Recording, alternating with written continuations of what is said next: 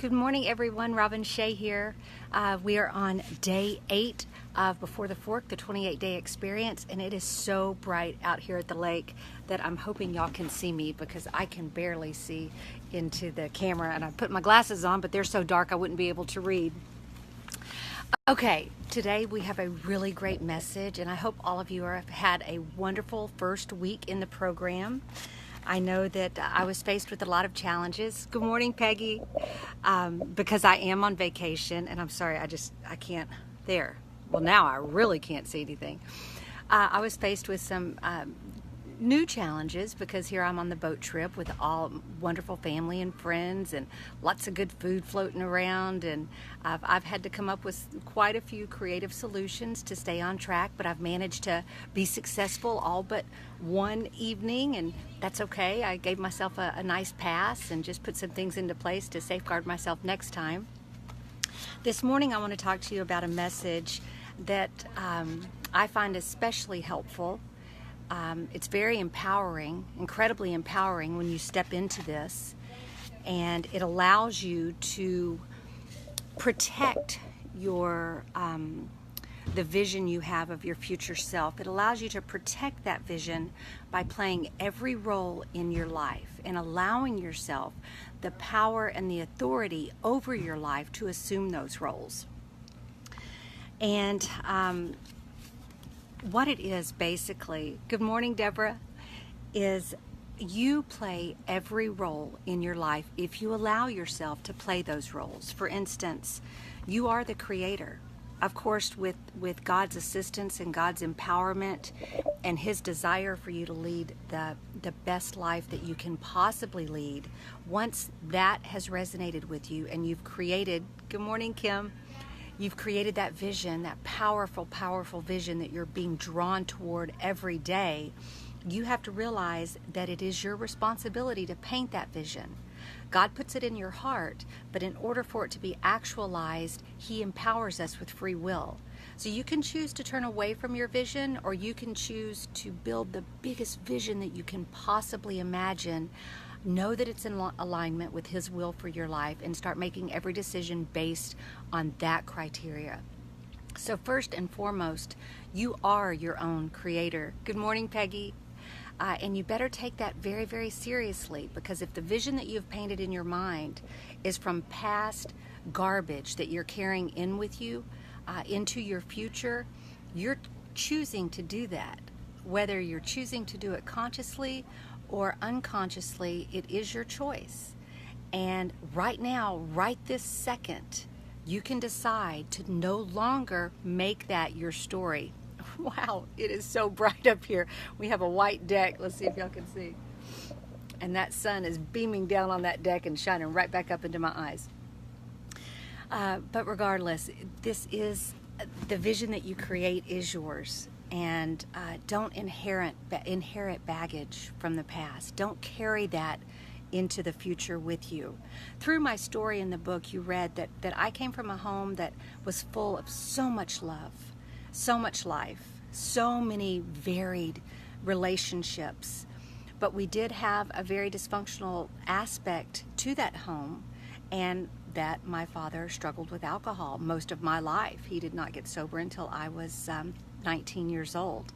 So all of my young life, that is the memory. And I don't want to paint that dark and melancholy, because it's not. He loved us tremendously, and obviously I adore my father. But that was a story that I could have chosen to take into my life and perhaps even copied those patterns. I chose not to do that. As a matter of fact, when I met my husband almost 30 years ago, I can honestly say that one of the things that I was so attracted to in Greg was the fact that he didn't drink. Alcohol was not a big part of his life. He could have a social drink and a casual drink, which we can enjoy together today, but it definitely was not a staple in our lives. And that, I knew that I did not want alcohol in the home with my children, raising my children. And of course, at the time, it was imaginary children because I didn't have any. So anyway, you can change your story, but you are the creator. So if you're feeling dark and melancholy about your future, you're choosing that. Take that power back. God empowers you with creative energy, a creative mind, and you can paint a different picture and start building into that picture. That's how patterns are broken. That's how generational gestational diabetes is broken, or type 2 diabetes rather. That's how it's broken. That's how alcoholism is broken. That's how coming from a family of smokers is broken.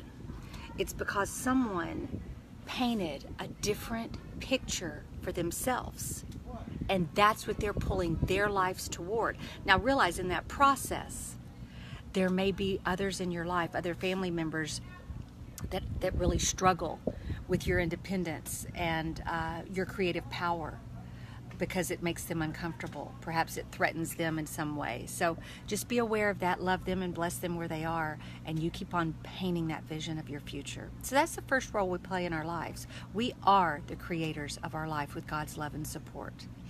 The second thing we do is we are the fathers of our life. And you have to be willing to protect your vision just as a father protects his children and his wife and his home. That is your job, to guard your vision with the same veracity and the same ferocious nature that a father protects his family. And you do that by constantly scanning your environment and looking for little pitfalls and little obstacles that will interrupt the flow of your vision. Play the father's role in your life. Be unwavering. Be dedicated. My husband would not compromise my safety or my children's safety for any amount of money in this world. He never has his guard down when it comes to the love and care of his wife and his children. And I know that. It took me a lot of years to recognize that my husband is definitely a man's man. And although I didn't always recognize that his masculinity was through his protection, that's one of the ways that he shows his greatest and deepest love for us, is through his ferocious, unwavering commitment to our safety and our well-being, whether it's through providing for us financially, whether it's through doing a little extra work hours, preparing the boat to go out, the arduous task of doing the lawn, or whatever it is that he's doing. He's our protector. So you must assume the father's role in your life as well.